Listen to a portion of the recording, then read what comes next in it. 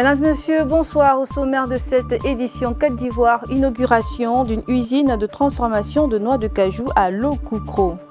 Nigeria, 2 milliards de dollars pour résorber les arriérés de paiement de devises. Monde, fuite de carburant critique pour l'alunisseur américain Peregrine.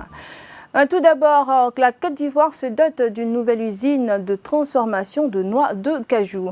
Le ministre de l'Agriculture et du Développement rural, M. Kobena Kwasi Adjoumani, a procédé à l'inauguration de cette structure le 8 janvier 2024 au village de Lokoukro. L'inauguration de cette usine s'inscrit dans la dynamique du développement du secteur de l'agro-industrie et de l'accélération de la transformation locale souhaitée par le président Alassane Ouattara. Dans la dynamique du gouvernement ivoirien visant le développement du secteur de l'agro-industrie, le ministre de l'Agriculture, du Développement rural et des productions vivrières, Kobena Kwasi Adjoumani, a inauguré le 8 janvier 2024 une usine de transformation de noix de cajou à Lokoukro, village situé à environ 20 km de Yamoussoukro. Construite par l'entreprise Afcot Cachou-Sal pour un coût d'environ 20 millions de dollars, l'infrastructure a une capacité initiale d'environ 20 000 tonnes par an et devrait atteindre 50 000 tonnes d'ici 2027. L'inauguration de la nouvelle usine de transformation de noix de cajou fait partie de ce programme qu'a mis en place le président Ouattara qui consiste à ce que plus aucune matière première ne puisse quitter la Côte d'Ivoire sans avoir été en partie ou complètement transformée. Si à travers cette filière, toutes les autres productions, à savoir le cacao, qui là aussi est un élément phare de l'économie ivoirienne, réussit à être transformée sur place, la richesse qui va être générée par l'agriculture ivoirienne sera très importante et au bénéfice de tous.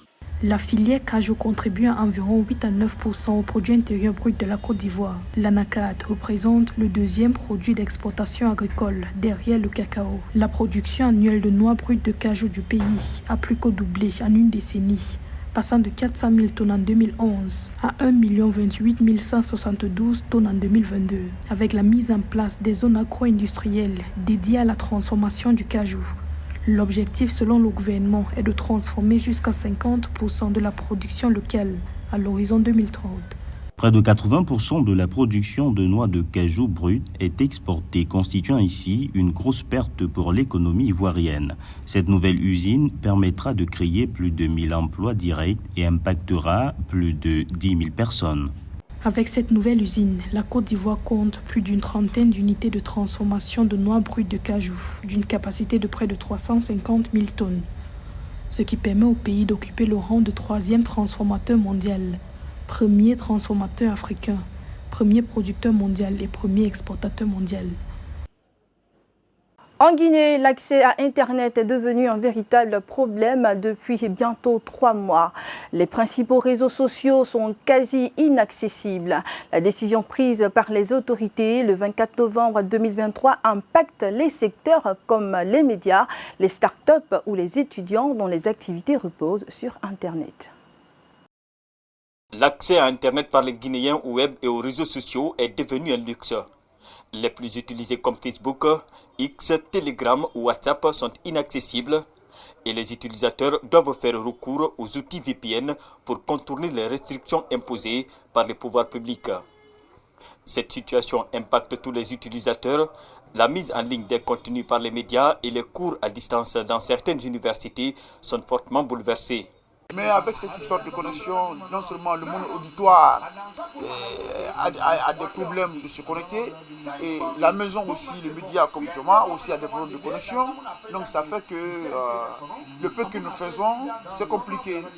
Donc ça veut dire que le taux d'audience a baissé, ça fait que les vies sont à la baisse, quoi. À la maison, on suivait des cours en ligne, tout. Aujourd'hui, on devrait venir donner quelques informations aux amis et les résultats de ça. Maintenant, on ne peut pas faire de recherche ni rien. Pourquoi? Parce que la connexion, ça bug. Le VPN qu'on a donné pour se connecter à lui, ça ne nous aide pas au fait. Cette restriction dure déjà depuis le 24 novembre 2023. Par ailleurs, elle impacte sérieusement l'économie du pays. Les secteurs dont les activités reposent essentiellement sur Internet ont du mal à fonctionner normalement. L'Association des blogueurs de Guinée sonne l'alerte. Elle met en garde contre l'utilisation des VPN qui risquent d'exposer les données personnelles des citoyens et celles publiques.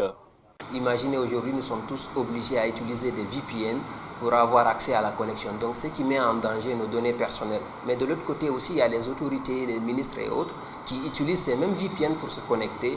Et cela met en danger également les données publiques dont ces auteurs ou dont ces autorités ont accès. À date, le gouvernement guinéen n'a donné aucune explication relative à cette décision. Dans une déclaration faite le 29 décembre 2023, le haut-commissaire des Nations Unies aux droits de l'homme, Volker Turk, a dénoncé des mesures qui ne respectent pas les exigences du droit international relatif aux droits humains, à l'instar de la liberté d'expression et de la liberté d'opinion. La Banque centrale du Nigeria a récemment annoncé son intention de résorber ses arriérés de paiement de devises pour des contrats de change à terme en investissant près de 2 milliards de dollars. Cette action est essentielle pour renforcer la stabilité économique du pays, en plus de restaurer la confiance des investisseurs. Cela favorisera une augmentation des réserves de change du Nigeria selon les autorités bancaires du pays. Le Nigeria, première économie d'Afrique, souffre depuis plusieurs années de déséquilibres économiques qui ont entravé son développement. La chute des prix du pétrole, principale source de revenus du pays, combinée à une inflation accrue, ont accentué les pressions sur le marché des changes et créé des arriérés dans le règlement des contrats de change à terme. Consciente des enjeux économiques et financiers auxquels fait face le Nigeria, la Banque centrale du pays a consenti un investissement massif de près de 2 milliards de dollars au cours des 3 derniers mois de l'année 2024 pour résorber ces arriérés. Voilà, donc le déficit monétaire au niveau de la balance de paiement par rapport aux encours de dollar américain constaté au niveau de la Banque centrale du Nigeria pourrait être justifié pour plusieurs raisons. Des raisons endogènes et exogènes. Au plan des gens endogènes, on peut déjà citer la baisse du coût, notamment du baril du pétrole. Sur le plan exogène, la crise énergétique en Ukraine a créé une crise énergétique énorme. Le Nigeria est confronté à une inflation galopante. Au-delà de ces faits, il y a des faits liés à la corruption au sein de cette banque centrale. Fin décembre 2023, les réserves de change du Nigeria ont atteint leur plus bas niveau en 6 ans à 32,87 milliards de dollars en raison de la chute du Naira. L'unité locale a perdu plus de 50% de sa valeur en 2023, aggravée par la baisse de la production pétrolière. Ainsi, cette décision de la Banque centrale du Nigeria, en plus de restaurer la stabilité économique et de réduire les pressions inflationnistes, démontre la volonté de l'institution financière de soutenir la monnaie nationale du Nigeria, le Naira. Donc, important aujourd'hui pour le Nigeria de négocier les facilités de crédit auprès du Fonds monétaire international pour pouvoir permettre à ce pays de rééquilibrer sa balance de paiement et pouvoir permettre à sa balance commerciale d'être plus compétitive sur le marché international. Et si rien n'est fait aujourd'hui, la première économie africaine serait impactée en matière d'importation. L'effet de contamination est clair, que le Nigeria étant la première économie africaine pourrait impacter les autres économies qui restent fortement liées en termes de chaîne de valeur de compétitivité par rapport à cette croissance économique nigériane qui est en berne depuis quelques années. Le Nigeria dispose de près de 7 milliards de dollars de contrats de change à terme arrivés à échéance. La résolution de cet arriéré serait une priorité pour le pays, mais la Banque centrale nigériane n'a pas précisé le temps que cela prendrait pour trouver les dollars nécessaires au remboursement des investisseurs. Nous en parlions dans nos précédents points de l'actualité. Une fusée américaine a été envoyée sur la Lune. Eh bien, cette première tentative américaine d'alunissage depuis plus de 50 ans semble vouée à l'échec. Les raisons, une fuite de carburant constatée après son décollage le lundi 8 janvier 2024. La première tentative américaine d'alunissage depuis plus de 50 ans a déjà du plomb dans l'aile. Quelques heures seulement après le décollage à Cap Canaveral de la fusée privée Vulcan, la société Astrobotic Technology a indiqué que son alunisseur Peregrine connaissait une fuite de carburant critique. Peu de chance donc qu'il puisse se poser sur la Lune. Sa mission était de déposer sur le satellite de la Terre du matériel scientifique utilisé par la NASA, mais aussi de disperser les cendres ou l'ADN de dizaines de personnes. Bonne nouvelle, le premier camp de prière de l'année 2024 de l'église ambassade des miracles se tiendra au camp de retraite spirituelle Miracle à Sisako, Cody 2, plateau Carrefour d'un camp, route du Zoo à 100 mètres après la CEI. Du jeudi 11 janvier au dimanche 14 janvier 2024. Thème, triompher des œuvres de la mort. Infoline plus 225 à 07 à 08 98 41 47 plus 225 07 59 200 200. Venez massivement participer à ce tout premier camp de l'année 2024 afin de dominer tous les secteurs de votre vie. C'est ici que prend fin cette édition de l'information. J'ai été ravie de vous l'avoir présentée à vous, fidèles téléspectateurs de Miracle TV+.